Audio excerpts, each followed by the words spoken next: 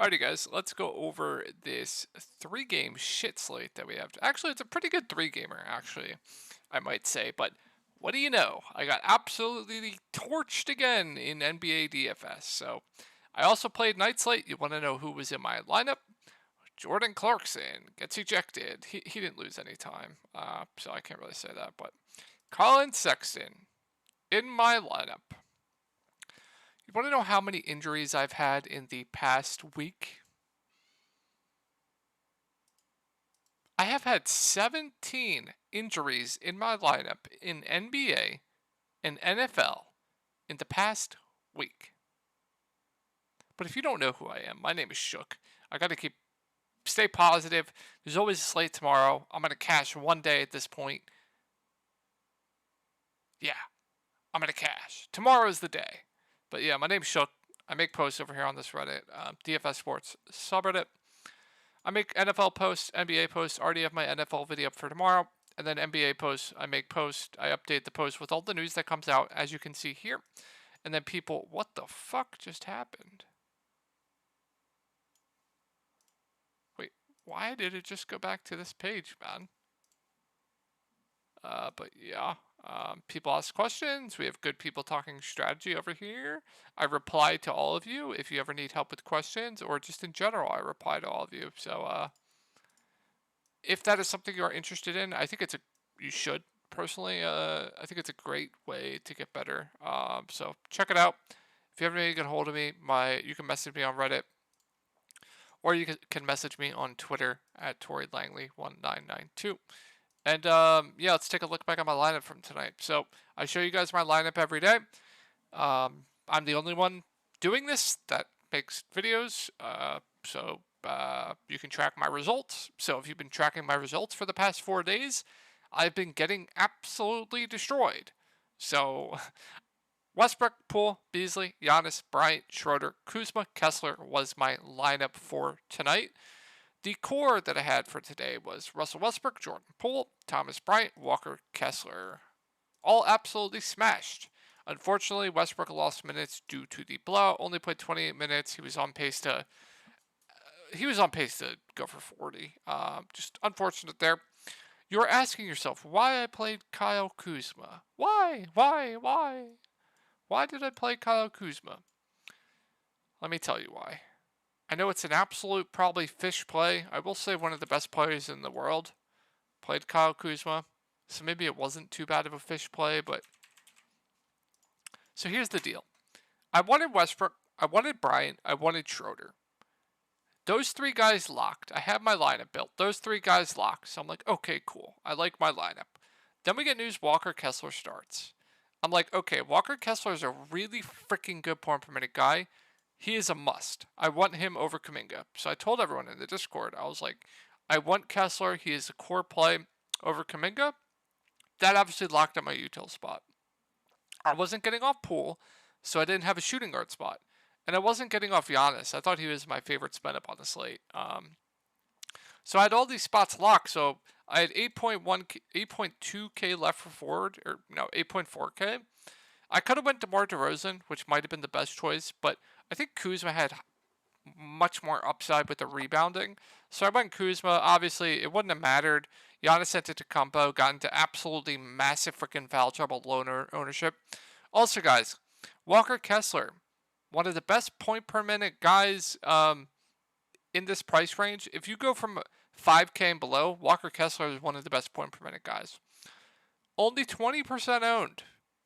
Guys, DFS is alive and well, but yeah, unforgettable night for me. A lot of people had great nights in the Discord. I don't even want to, I'll show it later. But yeah, let's go over the slate. So, back to back here. Let's go over team pace rankings. Obviously not the best spot here for the Clippers. But let's go over it. Miami is 26th in pace, 11th in defensive rating. So, not the best spot here, but I expect John Wall to be back. I expect Morris to be back. I expect Kennard to be back. That was just injury management. And I don't know if Pal is going to play, but I expect everyone to be back but Kawhi Leonard. So, we're going to go over assuming everyone is back outside of Kawhi Leonard. So, Paul George, but no Kawhi. They're still taking it easy on his minutes, probably playing around 30 minutes a game. He doesn't really stand out to me. On top of the matchup, I can't really do it on this slate. Kawhi is probably going to be out. Zubac at 6.5K.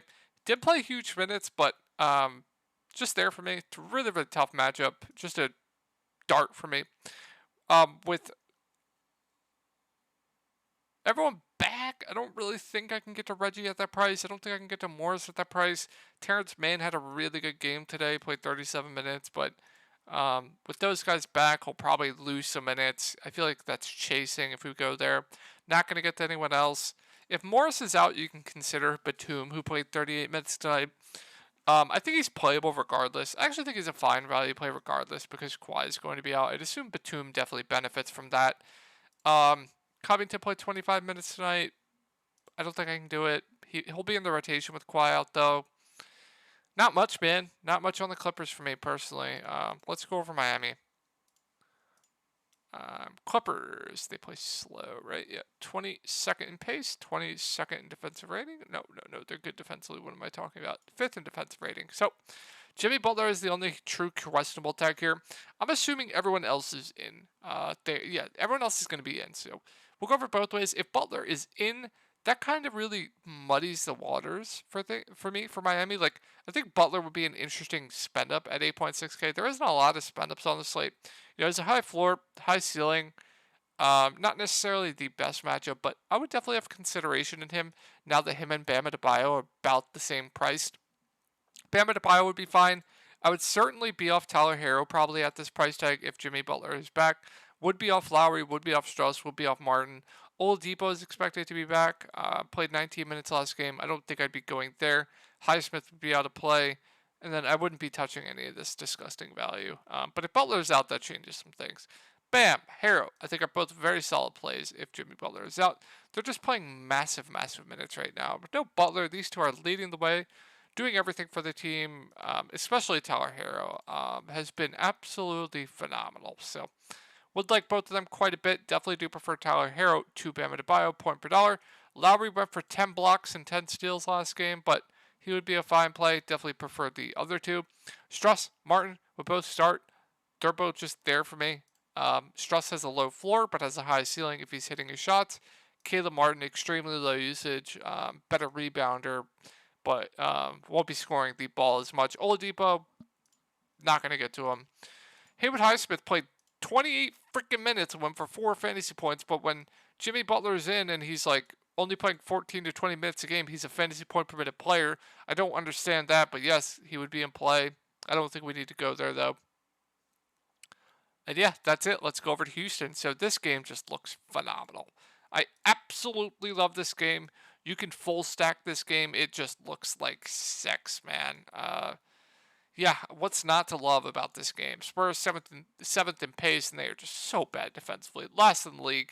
Kevin Porter Jr. is questionable. I fully expect him to play here, but could be out. Bruno Fernando is questionable. So we'll go over it both ways. If Kevin Porter Jr. is in, I like him a lot. Jalen Green, I like quite a bit as well. Kevin Porter Jr. definitely has the higher floor. I think Jalen Green has the higher ceiling.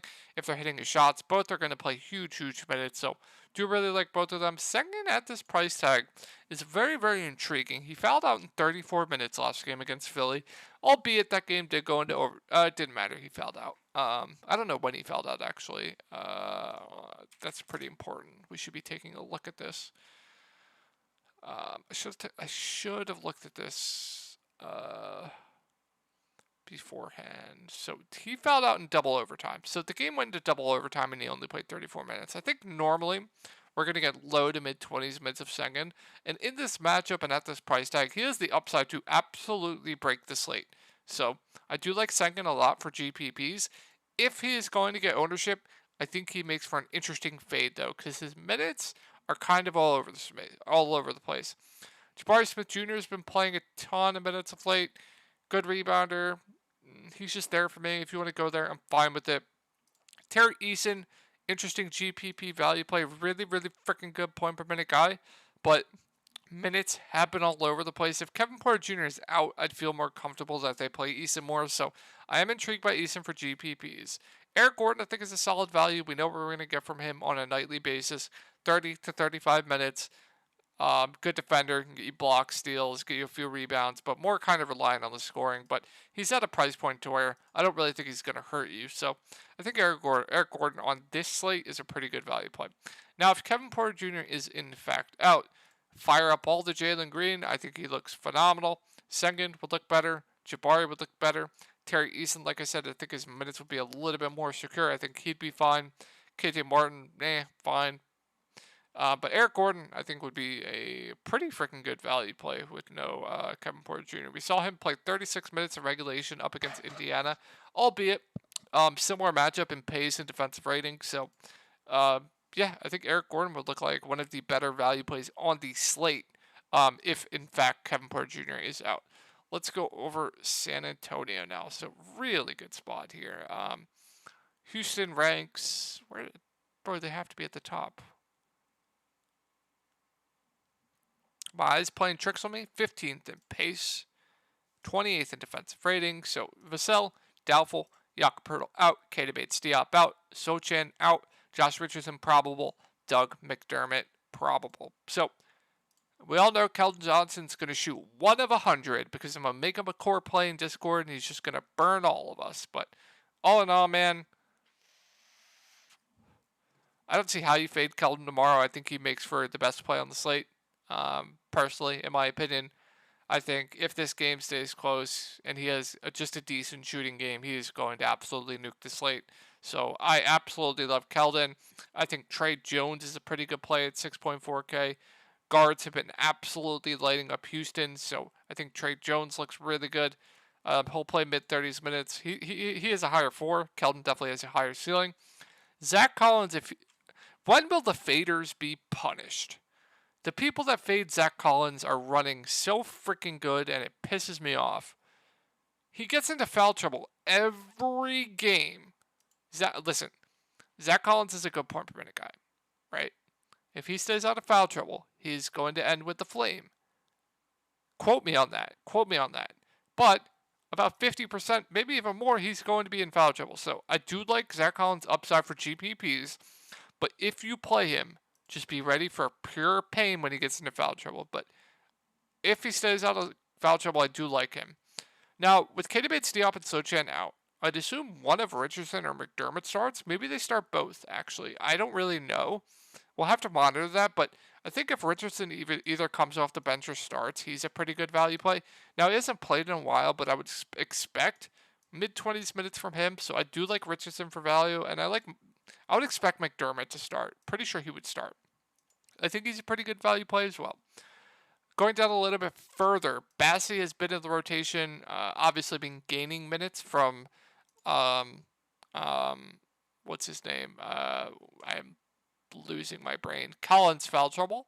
So I don't game log watch there and play him because of that. Roby will definitely be in the rotation, but I think it's a little bit thin for this. I don't think we need to go there. Denver at Portland. Last game here, guys. Portland, have they been slow? 27th in pace. And they've been middle of the road. 23rd in defensive rating. So if you have the money and you feel confident on the slate, Jokic, I think it looks like the best spend up on the slate. I don't really think anyone has the upside on this slate like Jokic has. So if you play Jokic and you feel comfortable with the value, he could definitely put you in a position to win GPPs. Murray's fine. MPJ is out, so that's your usage bump to Aaron Gordon, but I think he's appropriately priced now. Bruce Brown, I can't go there at that price tag. Bones Highland, I am very intrigued by for GPPs. Now, he played 30 minutes off the bench last game. If we're going to get a similar role minutes-wise, yeah, I definitely have some interest in Bones. KCP, I think, is a fine value, pretty scoring reliant, probably plays around 30 minutes. I definitely do prefer Eric Gordon if Kevin Porter Jr. is out. I don't really think I'm going to go to anyone else. Jeff Green's back. That kind of muddies out the water. Ish Smith was a DNP last game. So obviously can't go there. So let's go on to Portland. Last team here, guys. Denver, 23rd in pace. And where are they? Fuck it. Whatever. So Dame is in just a GPP play. Simon's completely overpriced with Dame back. Grant, no thank you. Nurkic, I think, is a still fine play, but I don't like the matchup against Jokic. Josh Hart is probable. Can't get to Winslow because of that. Portland, pretty much a cross-off for me. So I hope this, guys, helped you out, and I will talk to you all tomorrow.